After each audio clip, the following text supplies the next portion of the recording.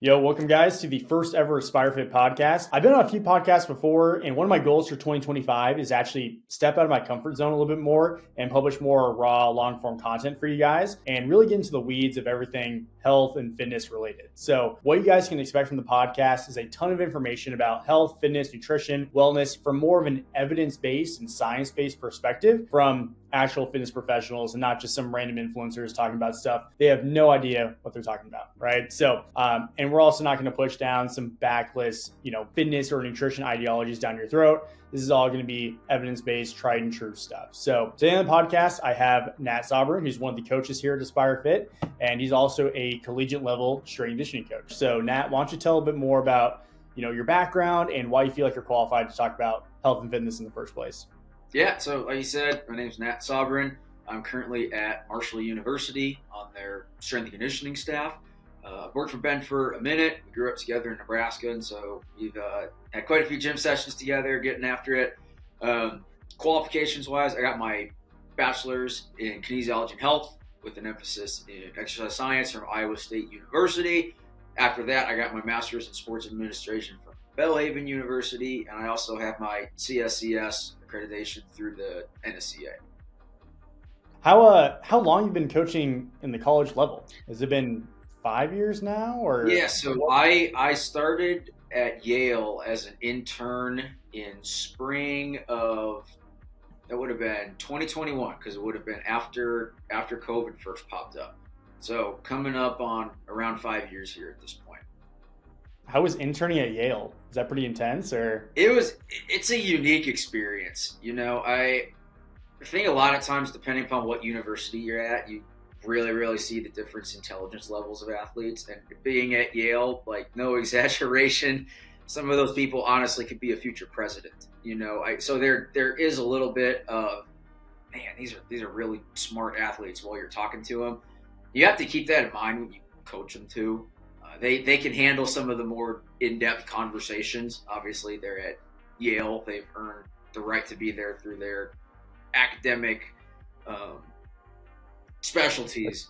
So it was a pretty fun experience because they're not bad athletes. I think a lot of times people just look at the level and basically say, all right, if you're not at Ohio State or Alabama, you're just wasting your time doing athletics. It's like, look around at any professional sports league. Obviously, if you're at that level, the odds of you making it to the next level aren't fantastic.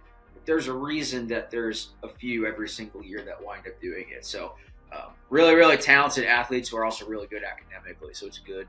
It was a fun time. Were they kind of easier to work with compared to like your other athletes? I guess I don't want to, say like better than Marshall, but were they like easier compared to like maybe Belhaven or other universities you worked at? Yeah, so on that note, I think regardless of the level that you're at, they're each going to have their pros and cons.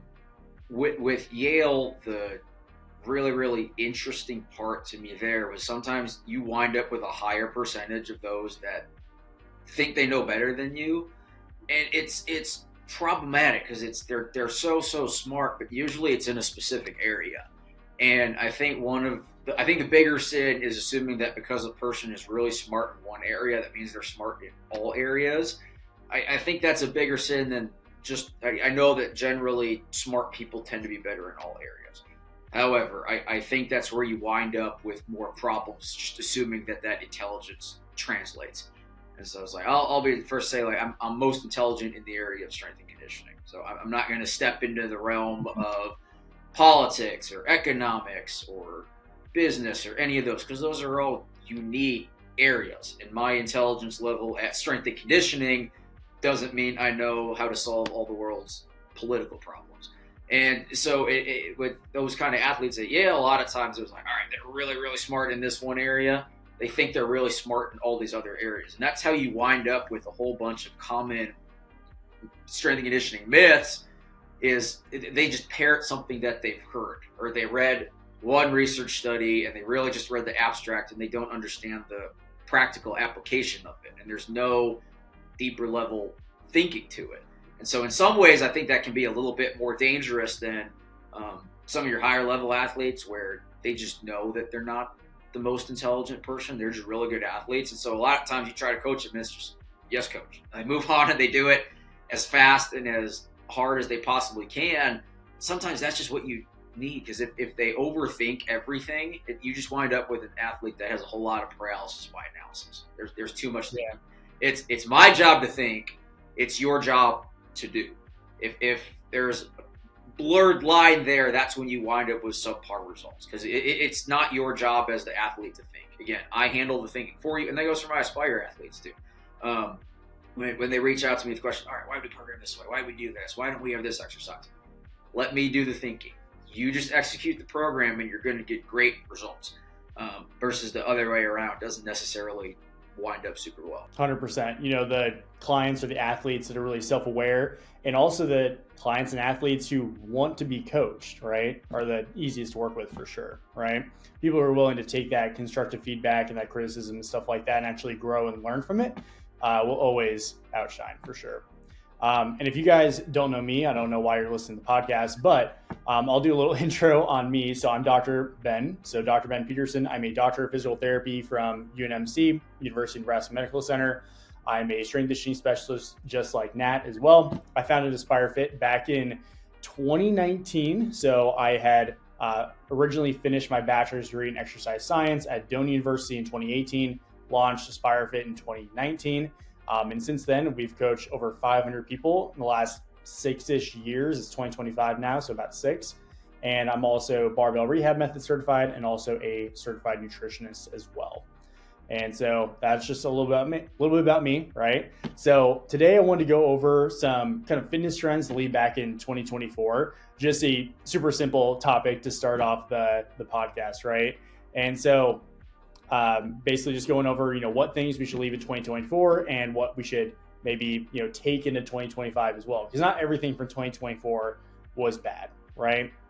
And one of the main things that we really saw from like a strength conditioning side, or even just like a workout or fitness side, is the new trend of low volume training, right? And I know Nat knows a lot about this, so I'm actually going to kick it over to you. Like, what are your thoughts on low volume training? Is it overhyped? Is it something we should continue to do in 2025? Or what's some of like the context behind low volume training that the average person maybe doesn't really know much about, or doesn't understand like why it could work? Yeah, so I'm all on board for low volume training, and I'm sure some of my clients are going to listen to this and they are very familiar with how low volume training works, as I've explained it to them. But a lot of times, the biggest misconception is I just need to do more. I need to do more. I need to do more. And it's kind of paradoxical, because the better you get, the more intensity you need, but the less overall volume you need to do. And you can think about that. I think it's easier to think about it in terms of, let's say, sport practice, for example. If, let's say, Ben was trying to play professional football, right? If he doesn't have any football experience, he probably just needs some higher volume stuff at the beginning to get the movement down. If Ben is playing in the NFL, he's probably got the movement down at that point. So he needs much, much more targeted and specific practice. And since he also has capacity at that movement, he's got to be careful as to how much he does. It's like if you watch professional football on Sundays, like those are guys that can hit a little over 23 miles an hour wearing pads, which is just mind-boggling to think about. If you tried to have him do something every single day, is he still going to be faster than everyone else? Yeah. Is that output also going to go down? Absolutely. It's the same way here. Your trainer that benches 500 pounds, if he tried to do that every single day, he wouldn't recover and he wouldn't come close to it. And so the benefit to low volume training is you go all out on the couple exercises that you do. And some of my clients are familiar with that work. I might, especially on like a lower body session, I'll probably only program about 4 exercises on a given day. And you focus on those 4 because you need the output there. And I'll pick one extra. Well, I'll go with leg extensions as an example. If you have a more is better mentality and you go in and you hit 10 sets on Monday, and then you try to train again on a Wednesday and you're like, oh, I'm sore, I'm just going to drop the weight. And then Friday is just pointless. You're not moving anything. Those Wednesday and Friday sessions didn't do anything. Yes, you went in and you trained legs. They weren't productive. You just took away from everything else. You would be much smarter if you got it done on one session, and then the next time you're going to do leg extensions, you were able to repeat the same outputs, if not add a little bit more. as we go into some of the physiology here, the heavier weights that you do, you don't waste as much energy trying to tap into those higher threshold fibers. And if you can picture a graph, if you just start heavy right off the bat, when you hit failure, you just can't recruit any more high threshold fibers. And so the set terminates there.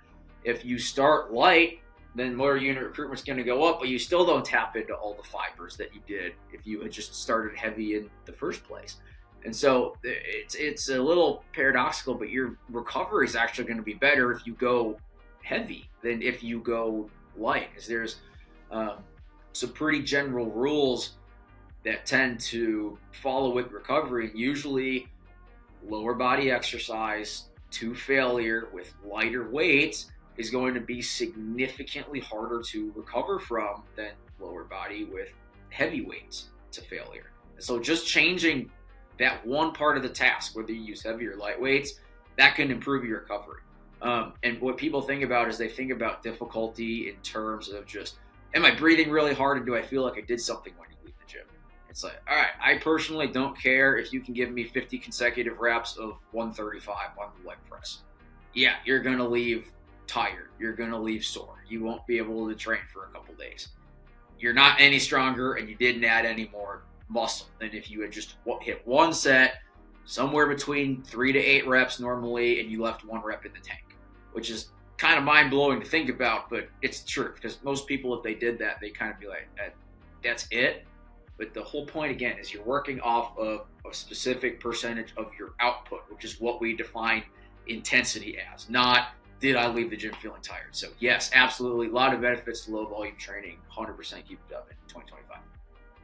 Yeah, definitely. I think a lot of people kind of get in that trap where they equate high volume with advanced, and they equate advanced with getting better results, right? And so realistically, it's not about doing a high volume for advanced people and low volume for non-advanced people. It's more about how are we going to use that to get the best adaptation. Just like you were mentioning earlier, using more of a low volume, high intensity training style could definitely yield some really, really good results, right? And that's definitely also represented in the literature, right?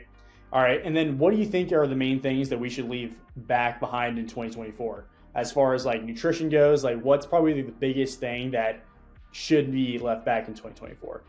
So it's funny you asked that, because this is something Layne Norton, and if our audience is listening to us, I'm sure they've at least heard of Layne Norton before. He has his PhD in nutrition. He's one of those where it's awesome because not only is he really intelligent in that area, but he practices what he preaches to. He trains hard. He holds several records. It's cool to see. But like he specifically talked about is the carnivore diet. Don't get me wrong. I love meat as much as the next person. And I've explained that to my clients. Like when we're trying for calories and protein, like usually these are really good options there. The problem with going purely carnivore and having that mentality is you're just following an elimination diet at that point. All right, you cut everything else out. There's a reason that almost every diet that follows this pattern, eliminate this 1 or 2 things and you're good, they work. Why? Because you're in a calorie deficit. They all see results because of that.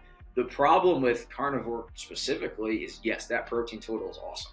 You're missing a whole lot of other nutrients, and especially the most problematic one is fiber. Usually the carnivore diet is really, really, really low in fiber because of what they elect to eat. And fiber is one of those where there's a ton of research backing longevity of life by having high consumptions of fiber. And there's also a reason why, especially when we extrapolate it out, take a 30,000 foot view of things, more balanced diets tend to have better long-term outcomes. It's not saying that you didn't lose weight when all of a sudden you went carnivore and dropped 50 pounds. It's just say, all right, you went from doing nothing to doing something. That's going to get great results. And just being conscious of what you're eating is going to get great results. But we can kind of optimize things a little bit more than just, all right, don't eat this, only eat this, and you're good. Because you will see results. You probably would see better results if you followed something else entirely different. So I would leave not only just carnivore, but any of those pure elimination type diets in 2024. Again, I'm going to keep saying it because I know someone who listens to this is going to give me their anecdote, which doesn't matter. Hate to break it to you, but your single anecdote doesn't matter. It's just leave those elimination diets. Find a much more balanced approach. And not only is it probably going to be more sustainable, but you're going to get better long-term outcomes. 100%. People with the carnivore diet, people have just been demonizing carbs over the last 10, 20 years, right? Especially with the rise in the, obesity epidemic, right? The main thing is, like, if you look at vegan populations or vegetarian populations who primarily eat carbs, well, there's not an obesity epidemic with those populations because they're getting a ton of fiber, they're eating fruits, vegetables, and all that stuff, as well as getting all those water-soluble vitamins that you would get from those main carbohydrate sources, right? So it tends not to be a problem with carbs, but it tends to be a problem with people just being under-muscled in general, a lack of activity in general, and also the average American slamming down a ton of super high calorically dense foods, which is the reason why people end up being stuck, right? So they go from one extreme of being under-muscled and not doing anything to another extreme of, I'm just going to only eat meat and just say it to everything else.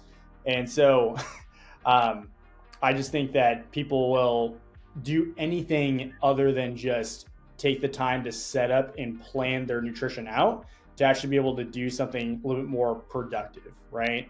And this is kind of something that I've seen with a lot of our clients, right? The people who are willing to take a little bit of time to plan and prepare do significantly better, right? And people like us, like, we've been tracking macros and stuff like that, and that's what we typically preach, right? Once you learn how to do it, and obviously it is a skill, right? Tracking macros is not just something you just know how to do. It's a skill you develop and you get better at, and it becomes easier and easier and easier the more that you do it. But this style of dieting is a lot more sustainable long-term because you have a better understanding about how nutrition actually works, right? And so kind of going back to the planning bit, if you can plan out your meals and actually follow a more balanced approach, just like you were talking about earlier, you're going to go way farther and get a lot more benefits, especially when it comes to the benefits that carbs have to your performance, right? So carbs being a key player in energy production, as well as the different micronutrients that you get. And overall, you're going to have way better performance following a more balanced approach than just doing high protein, high fat, no carb, right? You're not going to see any professional athletes running 23 miles an hour in pads who don't eat any sort of carbohydrates, right? Or you're not going to see any serious athletes who do that, right? And that is, that's definitely something we should 100% leave back in 2024 and really just push more of a, balanced approach that will actually yield long-term results.